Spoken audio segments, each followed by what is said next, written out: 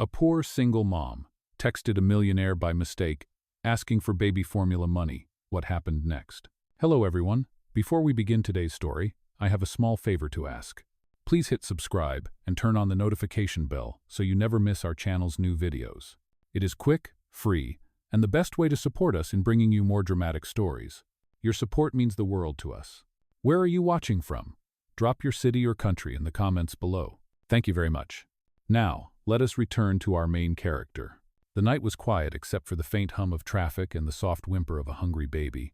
In a small, dim apartment on the edge of Chicago, Maya Clark sat cross-legged on the worn carpet, cradling her 6-month-old daughter Lily. The heater had stopped working hours ago. The air smelled faintly of milk and detergent. Her hands trembled as she tried to shake the last few drops from the baby bottle, but nothing came out. Lily's tiny cry grew louder. Maya exhaled, her breath visible in the cold. She opened the fridge empty except for half a jar of peanut butter and a bottle of tap water. Rent was due in 3 days. She had lost her calf job a week ago after missing too many shifts caring for Lily when the babysitter quit.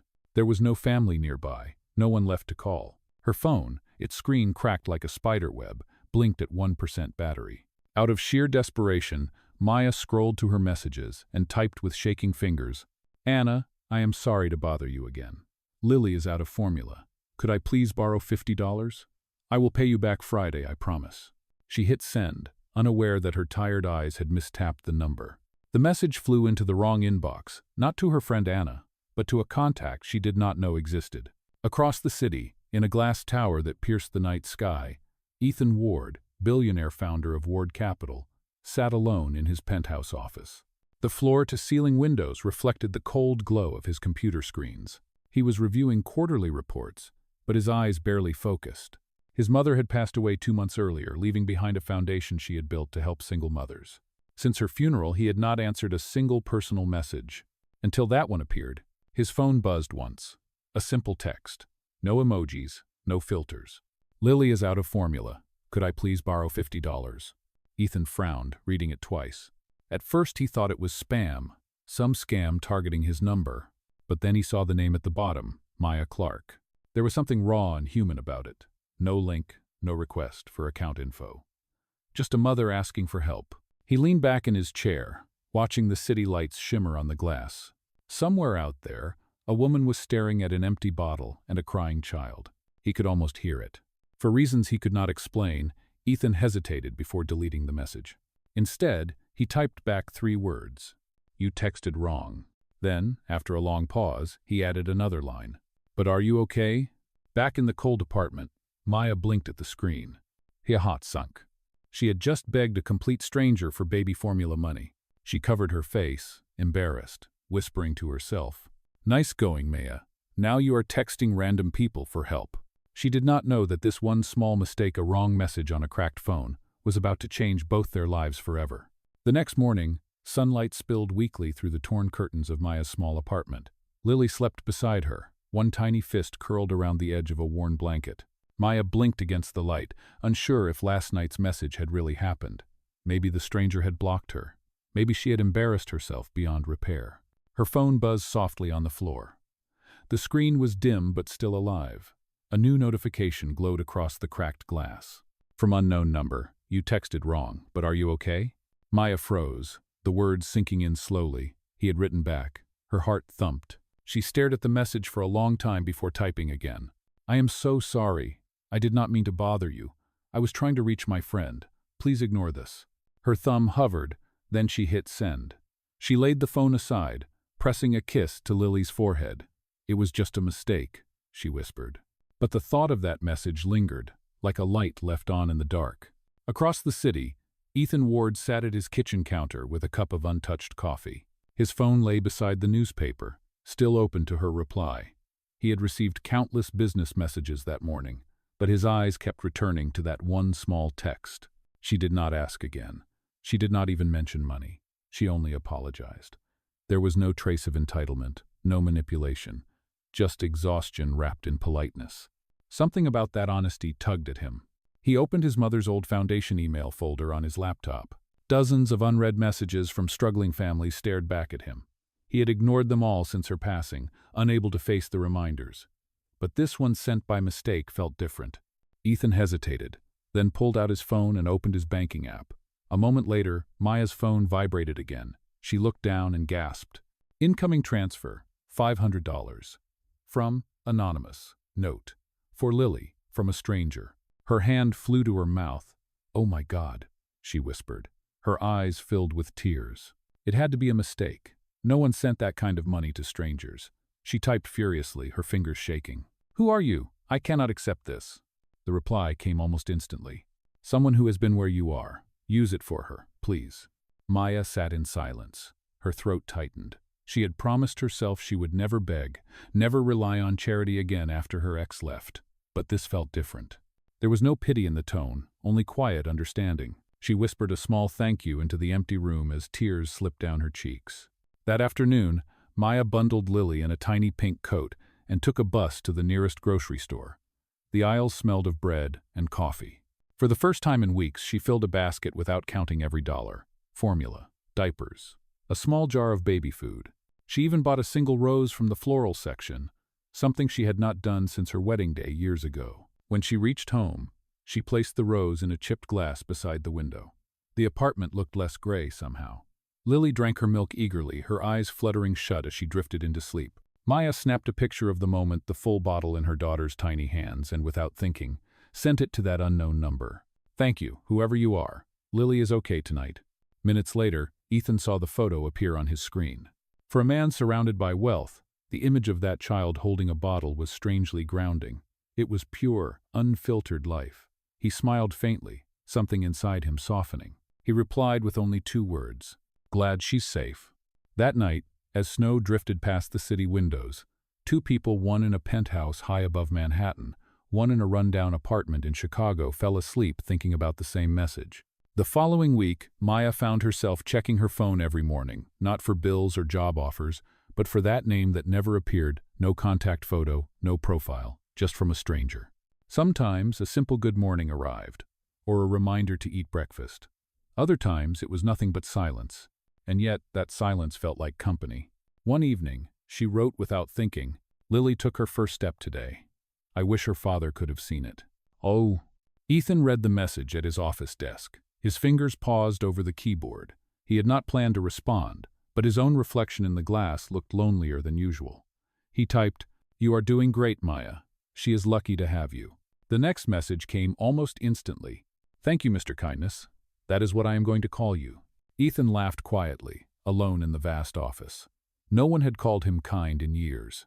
Outside, the city kept pulsing, cold and bright, unaware that a wrong number had begun stitching 2 broken worlds together, one small message at a time. Weeks passed. Chicago's bitter wind carried the smell of rain and metal through the cracks in Maya's apartment window. Life was still hard, but different now, gentler somehow. Every few nights, a new message appeared on her phone. Never too long, never invasive, always careful. "How is Lily today? Do you get any time for yourself? Eat something real, not just coffee." Those tiny sentences felt like lifelines. She did not know who Mr. Kindness really was, and she did not dare to ask. Whoever he was, he never talked about himself. His words were simple, but they reached places that had long gone quiet inside her. Maya started baking again, her old dream, before life unraveled. She mixed dough in a cracked bowl, the smell of sugar and vanilla filling the room. On a whim, she sent him a picture of her first batch of cupcakes.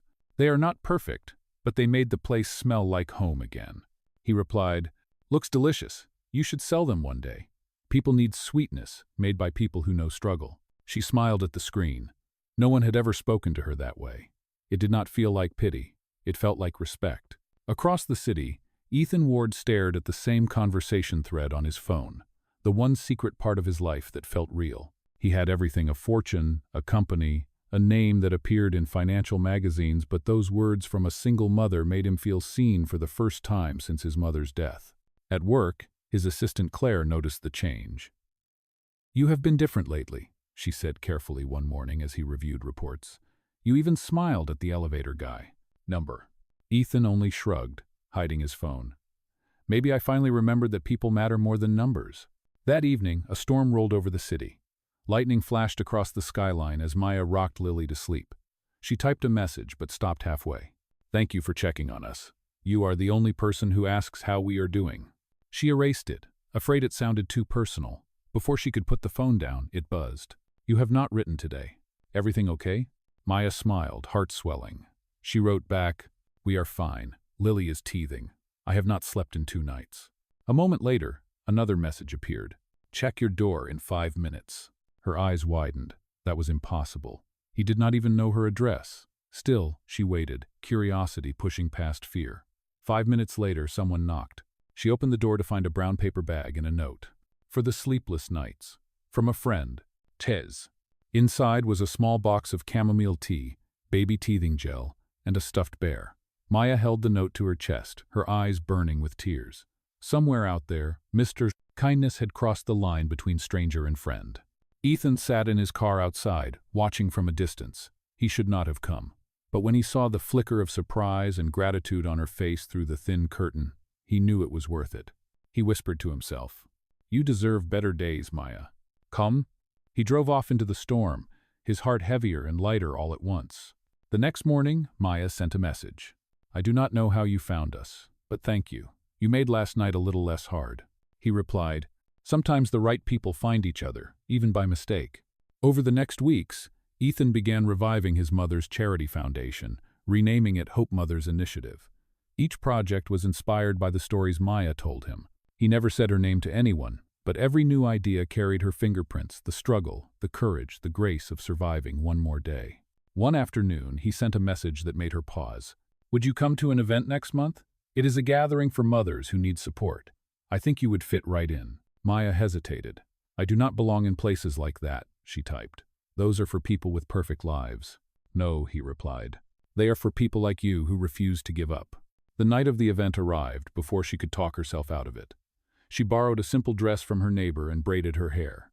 She left Lily with the same neighbor, promising to be back soon.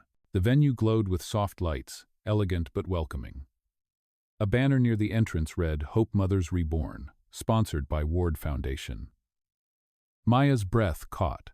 She had seen that name before on billboards, in business news. She followed the crowd inside, clutching her invitation like a lifeline. On stage, the host's voice echoed through the hall. "Please welcome the founder of Ward Capital and the visionary behind the new Hope Mothers Initiative, Mr. Ethan Ward." Maya's head snapped up. The world seemed to tilt. The man walking onto the stage in a dark suit was the same man who had asked if she was okay. Her phone slipped from her hand and hit the floor, the screen cracking once more. Gasps filled the room as applause thundered, but Maya could not hear any of it. Her chest tightened. Her mysterious stranger was not a quiet friend somewhere out there. He was a billionaire standing under the spotlight. In that moment, the wrong message that had started everything felt suddenly impossible, unreal, and painfully fragile. She turned and walked toward the exit, tears stinging her eyes, whispering to herself, "He was never really Mr. Kindness. He was a story I made up to feel less alone." Outside, snow began to fall again, soft and silent, as the city lights blurred through her tears. Ethan noticed her leaving even before the lights dimmed. He stepped off the stage as the applause faded and followed the trail of guests toward the exit. Outside the glass doors, snow swirled under the streetlights. Maya stood at the curb, clutching her coat tight, her breath fogging in the cold. "Maya," his voice called softly behind her. She froze. She had hoped he would not come. She turned slowly, her eyes full of hurt. "You knew it was me. All this time." Ethan took a hesitant step forward.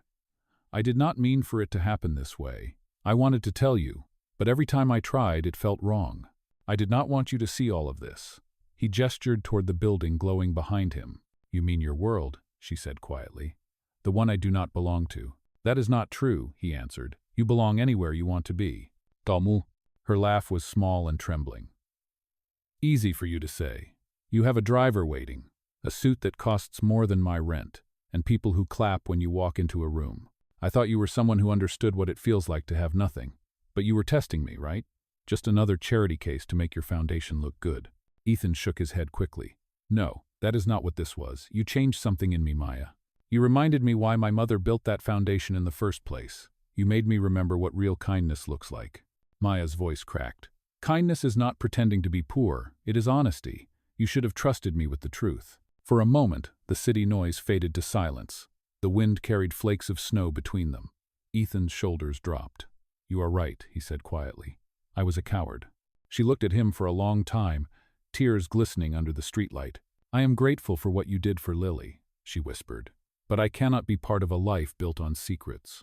Then she turned and walked away, her figure shrinking into the swirling white. Ethan stood motionless, the cold biting through his suit, his breath shallow and unsteady. He wanted to run after her, to explain everything, but he knew the words would sound hollow now. That night, he returned to his penthouse, but the walls felt emptier than ever. The city stretched beneath him, bright, endless, and meaningless. He stared at his phone, the last message she had sent still on the screen. Thank you, whoever you are.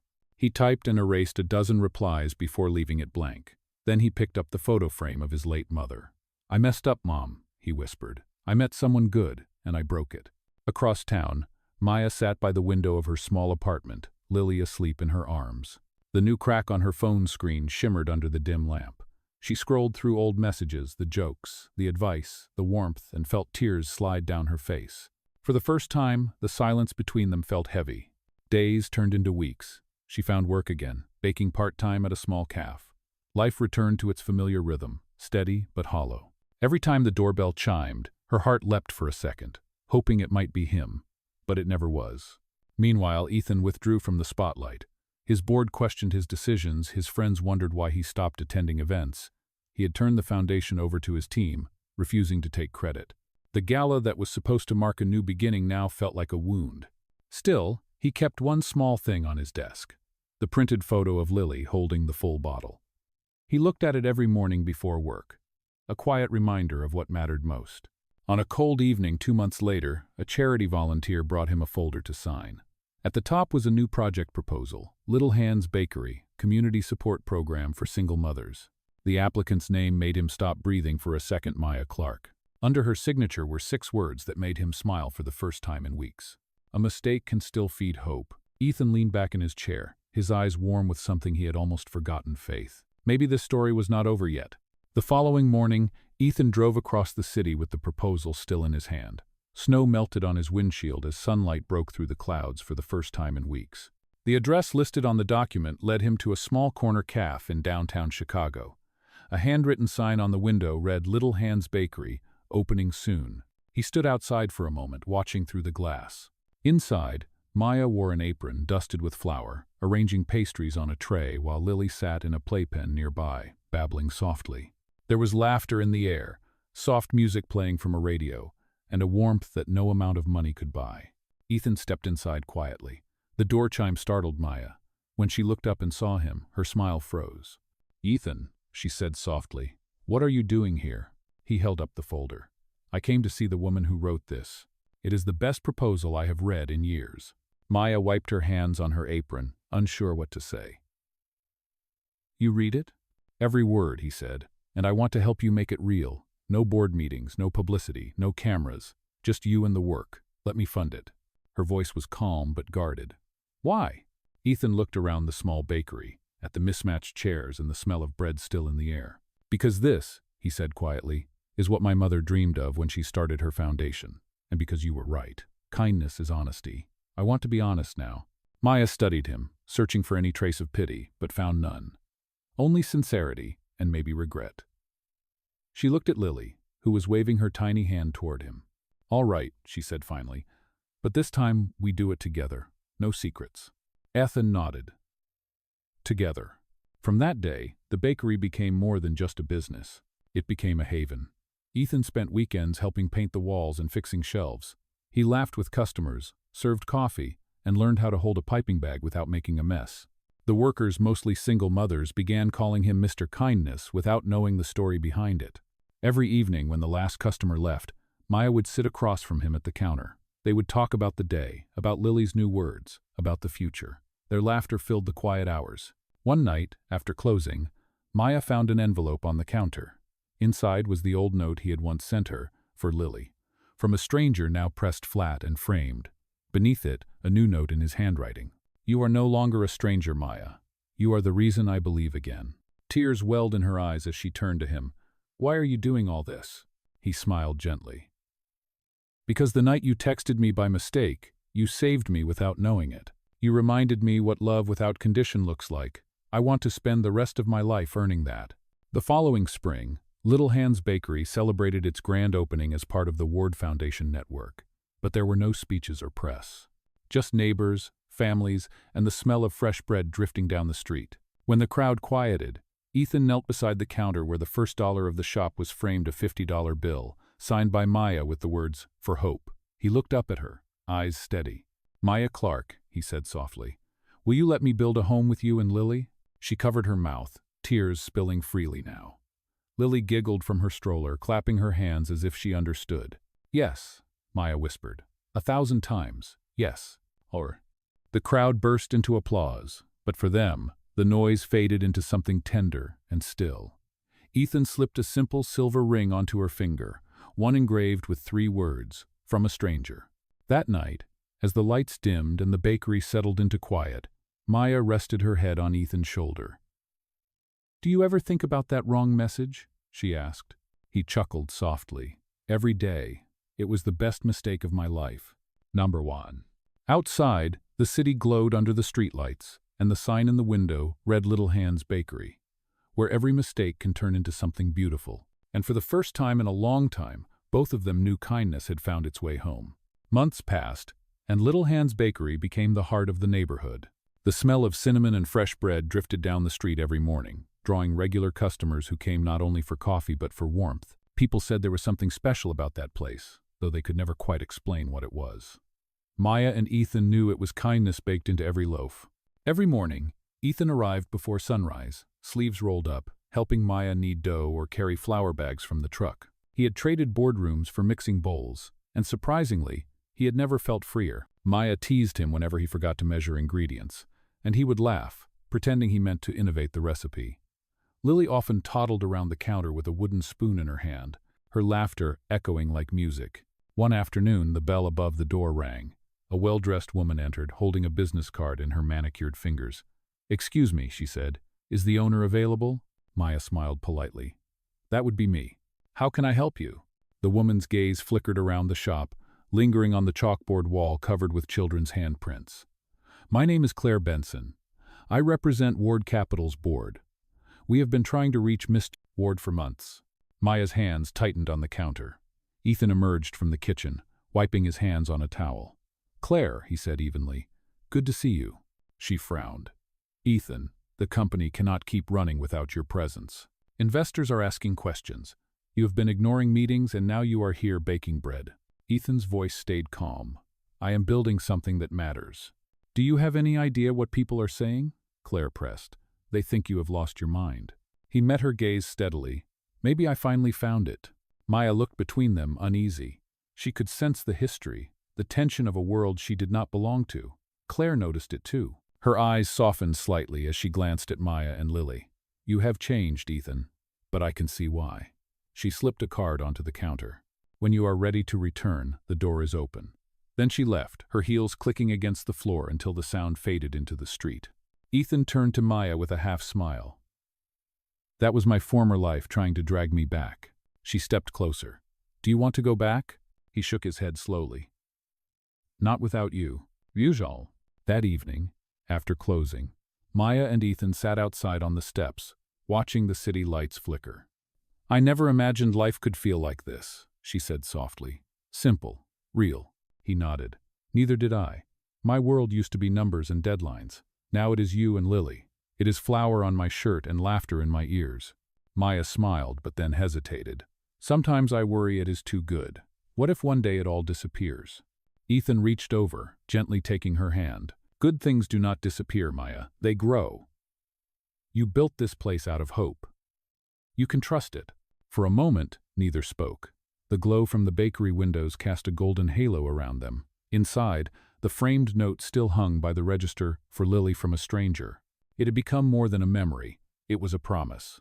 Weeks later, Little Hands Bakery expanded into a second location.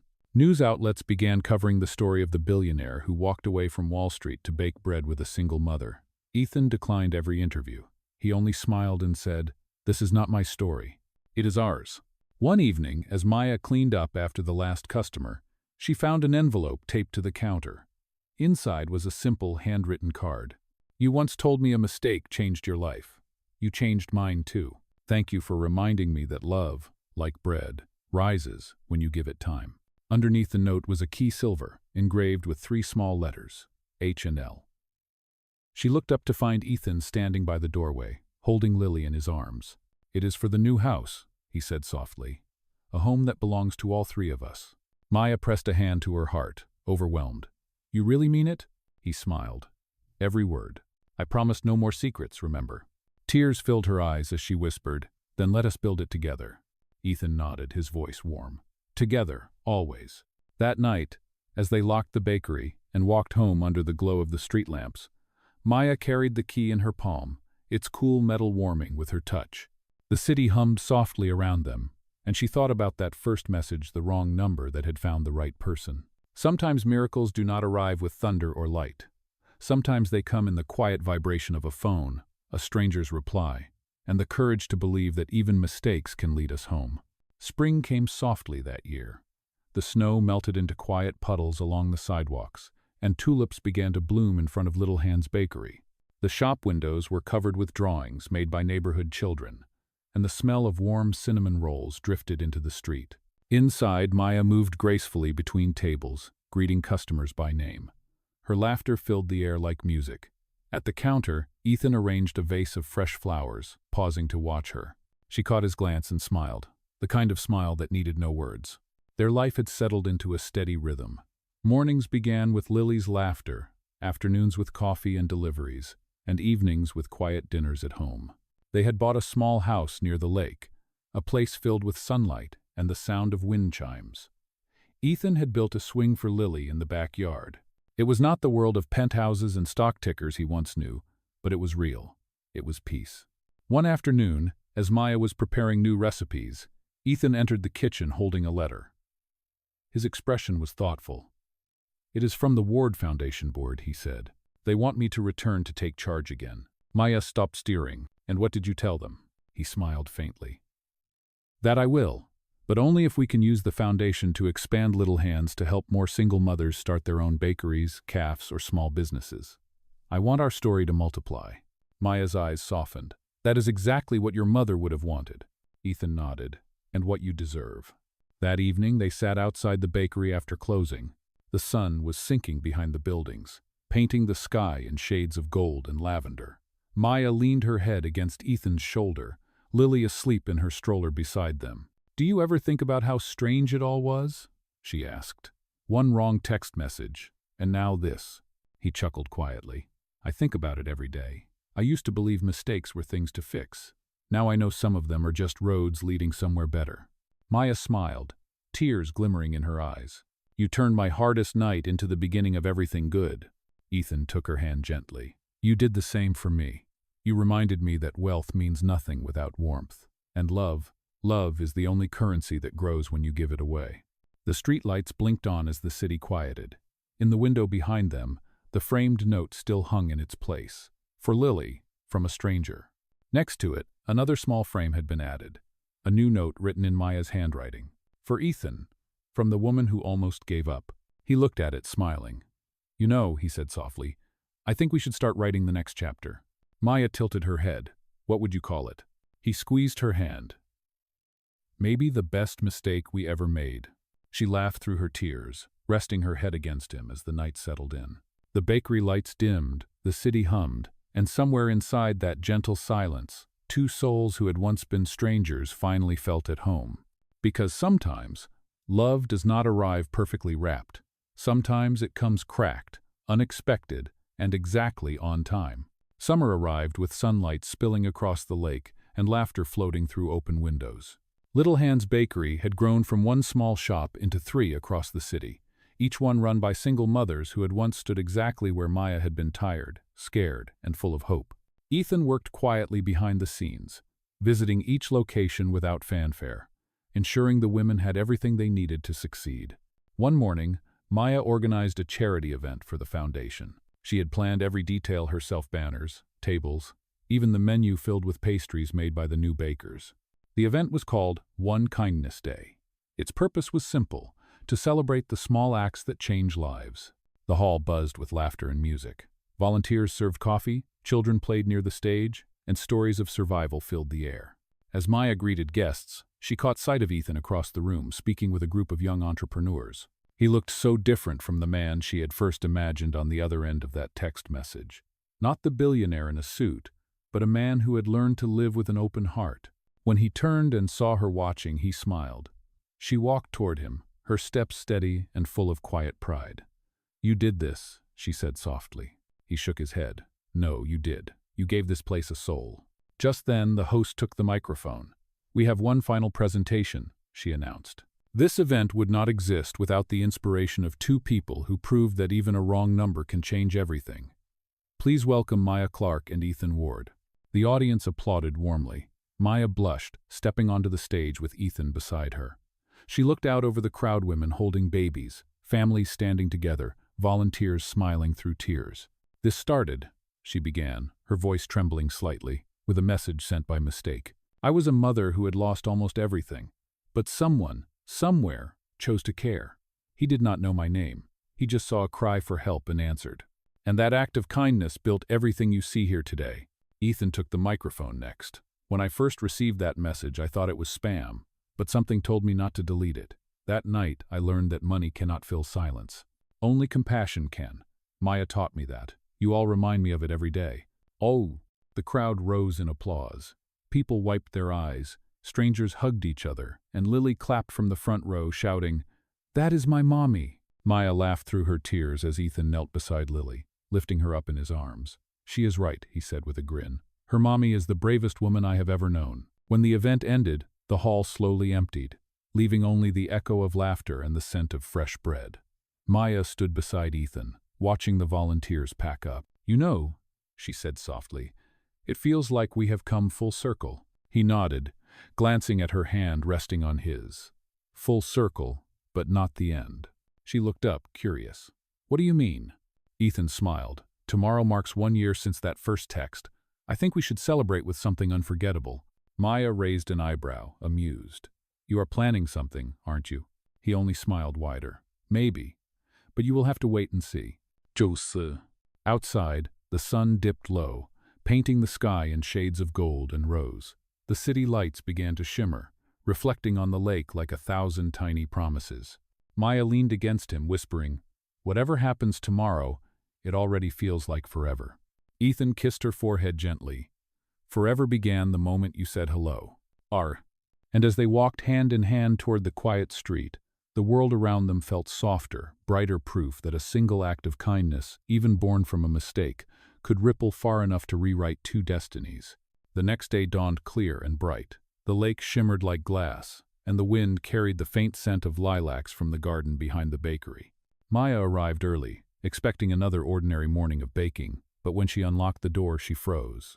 The shop was dark except for a trail of soft candlelight leading to the center of the room. On every table sat a framed photograph pictures of women and children who had been helped by the Little Hands Project. Each photo carried a small note in Ethan's handwriting, "Because one act of kindness can change everything." Her eyes filled with tears as she followed the trail toward the counter. There, resting beside a vase of white roses, was her old cracked phone, the one she had kept in a drawer for years. Its screen glowed faintly, showing a single text message. "Meet me where it all began." Heart racing, Maya slipped on her coat and stepped outside. The morning air was cool, the streets quiet except for the distant sound of waves brushing against the shore. She walked toward the park near the lake, the same place where she had once sat feeding Lily and dreaming of a different life. When she arrived, Ethan was waiting beneath the old oak tree. A soft breeze moved through his hair as he turned to face her, his expression full of warmth. In his hand was a small velvet box. "I remember this place," Maya whispered. "It was the first time I believed things could get better." Ethan smiled. "It was the first time I realized what love really means." Lo. He took a deep breath, stepping closer. "A year ago, you texted me by mistake. That message changed everything I knew about the world. You taught me that love is not found in wealth or perfection, it is found in compassion, in showing up, in believing even when it hurts. So today, I want to ask you something." He opened the box, revealing a simple ring shaped like a tiny silver heart. "Maya Clark, will you marry me?" Her breath caught. For a moment, the world went silent except for the sound of water lapping against the rocks. Tears spilled freely down her cheeks as she nodded. "Yes," she whispered. 1,000 times, yes. Ethan slipped the ring onto her finger, and she threw her arms around him. The wind carried the sound of laughter across the lake, echoing like music. When they returned to the bakery later that morning, the place was already full. Friends, volunteers, and families from every Little Hands branch had gathered, somehow all in on the secret. The crowd erupted in cheers as Maya and Ethan stepped inside, hand in hand. Lily toddled up to them holding a small sign drawn in crayon. It read, "Our family forever." Maya knelt to hug her daughter, whispering, "Yes, baby, forever." As the celebration began, Ethan raised a toast. To second chances, to courage, and to the beautiful mistakes that lead us home. The crowd lifted their cups of coffee and lemonade, applause filling the bakery. Later that night, when the laughter faded and the guests went home, Maya stood by the window, watching the reflection of the city lights in the glass. Ethan came up behind her, wrapping his arms around her waist. "Do you ever wonder," she asked softly, "what would have happened if I had typed the right number that night?" He kissed her temple and whispered, "Then the universe would have found another way. Because some souls are meant to meet no matter what." Outside, the sign above the bakery glowed gently in the dark. Little Hands Bakery, where kindness begins. And beneath it, written in smaller letters, was their favorite phrase, "The best mistake we ever made." For Maya and Ethan, it was not just a story anymore. It was the life they had built, proof that even the smallest act of compassion can turn a broken beginning into a forever home.